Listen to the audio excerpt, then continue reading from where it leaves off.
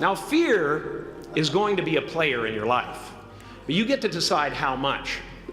You can spend your whole life imagining ghosts, worrying about the pathway to the future, but all there will ever be is what's happening here, and the decisions we make in this moment, which are based in either love or fear. So many of us choose our path out of fear disguised as practicality. What we really want seems impossibly out of reach and ridiculous to expect, so we never dare to ask the universe for it. I'm saying, I'm the proof that you can ask the universe for it.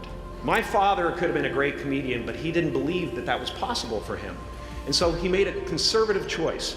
Instead, he got a safe job as an accountant, and when I was 12 years old, he was let go from that safe job, and our family had to do whatever we could to survive.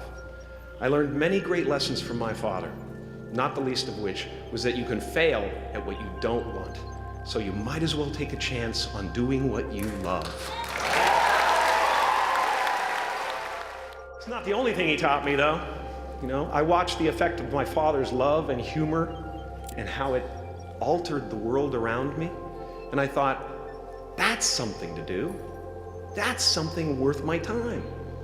It wasn't long before I started acting up. You know, people would come over to the house and they'd be greeted by a 7-year-old throwing himself down a large flight of stairs.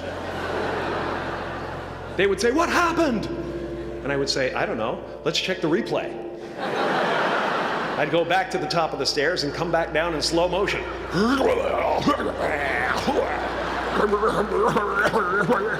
It was a very strange household. And he treated my talent as if it was his second chance.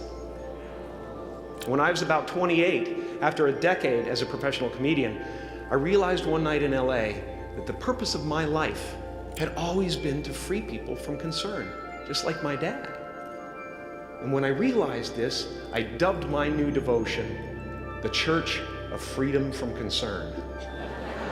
The Church of FFC.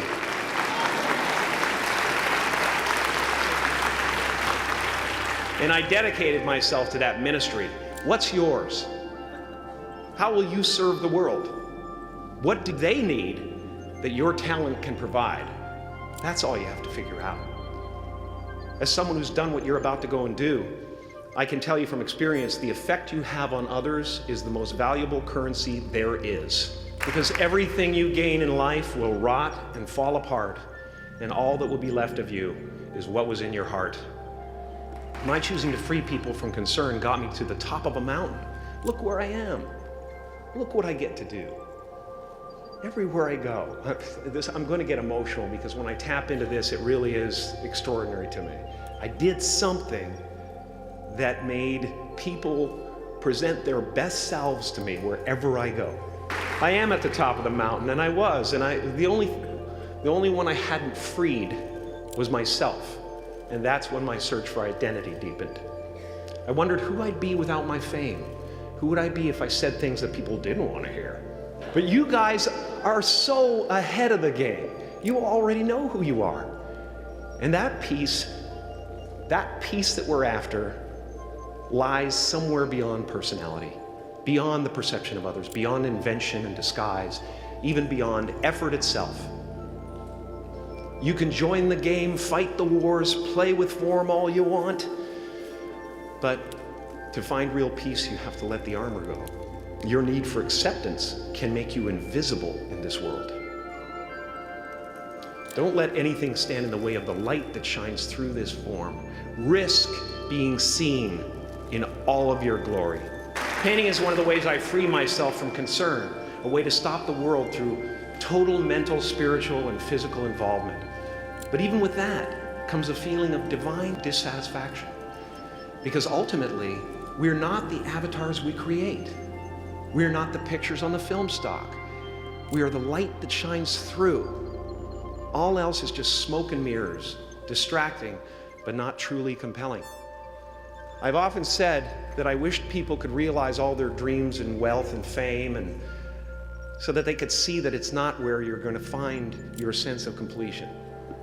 Like many of you, I was concerned about going out into the world and doing something bigger than myself, until someone smarter than myself made me realize that there is nothing bigger than myself.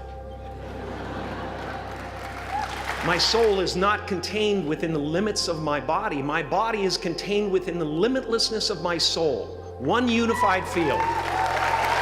One unified field of nothing, dancing for no particular reason, except maybe to comfort and entertain itself. As that shift happens in you, you won't be feeling the world, you'll be felt by it. You'll be embraced by it. Now I'm always at the beginning. I have a reset button, and I ride that button constantly. Once that button is functioning in your life, there's no story that the mind could create that will be as compelling. The imagination is always manufacturing scenarios, both good and bad, and the ego tries to keep you trapped in the multiplex of the mind.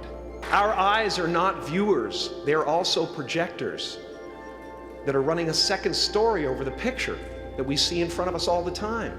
Fear is writing that script, and the working title is, I'll Never Be Enough.